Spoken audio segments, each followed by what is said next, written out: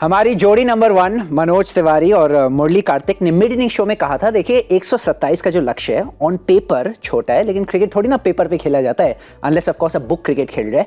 और दोनों ने कहा था कि जब तक दोनों टीमें बल्लेबाजी नहीं करती तब तक हम कह नहीं सकते कि ये टोटल बड़ा है या छोटा है, चैलेंजिंग है या नहीं है। और देखिए इस मुकाबले में क्या हुआ। लखनऊ ने घर पे खेलते हुए आरसीबी की बहुत अच्छी मेहमान नवाजी की और they made RCB feel at home. 127 का लक्ष्य चेस कर रहे थे, लेकिन 108 में उनकी पारी निपटी।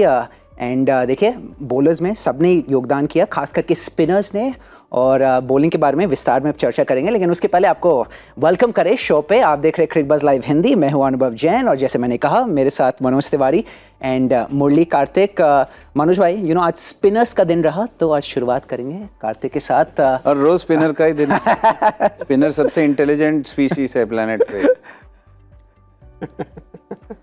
Most economical spinners. विकेट कौन निकालता है? स्पिनर्स। पावर प्ले में कौन डालता है? स्पिनर्स। फिरकी के जादूगर है ना। फिरकी नहीं अगर हम कह रहे हैं हम स्लो बॉलर हैं, स्पिनर हैं, जो भी हैं हम लोग वी रूल द रूस्ट।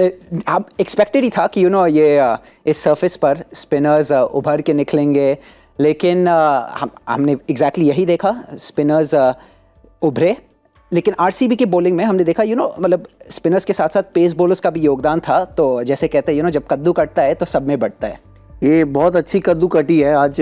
शुरुआत में काटे मोहम्मद सिराज ने, और हम जो आशा कर ही रहे थे कुछ ना कुछ इस मैच में होगा। हमने शो में भी बात की थी कि ये प्लेयर टू वॉच आउट, और कौन कौन से प्लेयर के बीच में क्या मैचेस हो रही है हमने देखा है।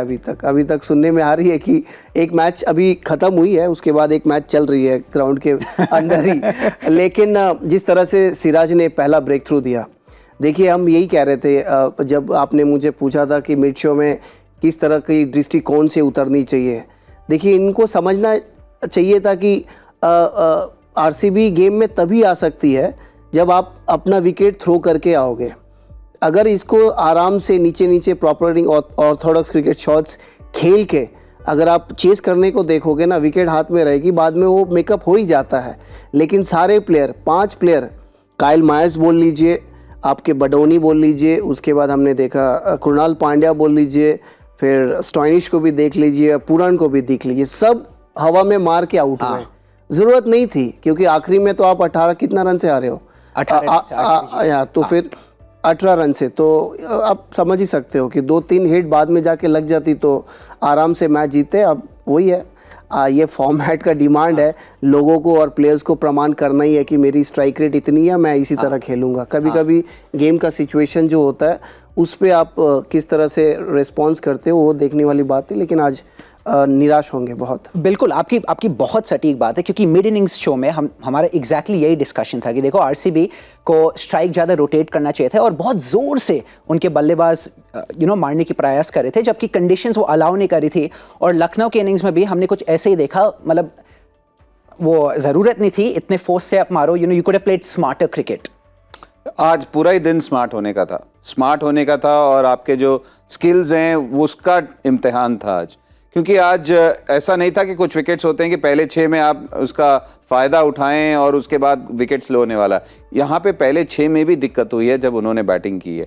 उसमें तो एक आध खराब ओवर चले गए थे, इसीलिए 42 या कुछ हो गया था आरसीबी का स्कोर, नहीं तो उतने रन नहीं बनने चाहिए ऐसी विकेटों पे। और आज दिखा, क्योंकि जब आयुष बदोनी और काइल मैस तो खैर आते ही आउट हो गए, उनका जो अंदाज है, पर आयुष बदोनी और कृणाल पांड्या इनिशियली वो बहुत सारे शॉट्स मारने को देखा उन्होंने पहले 2-3 ओवर। और आप यहाँ पे हर एक बॉल को अगर तब्दील कर सकते हैं ना सिंगल में, अंत में देखिए कितने सारे तो शॉट्स लगे और at the end of the day 3 hit ही लगने थे ना, 18 रन 3 हिट लगने थे। और वहां पे वो भी नहीं लगने की उम्मीद थी क्योंकि केएल राहुल इंजर्ड थे। तो आप सोच सकते हैं नियरली 12 गेंद तो ऐसे ही निकल गई हैं। तो यहाँ पे आज बस सेंसिबल होने का था, एक के बाद एक बड़े शॉट्स खेल के। मुझे लगा कि एटलीस्ट सीख ली होगी आरसीबी के बैटिंग से, वो नहीं, पर नहीं।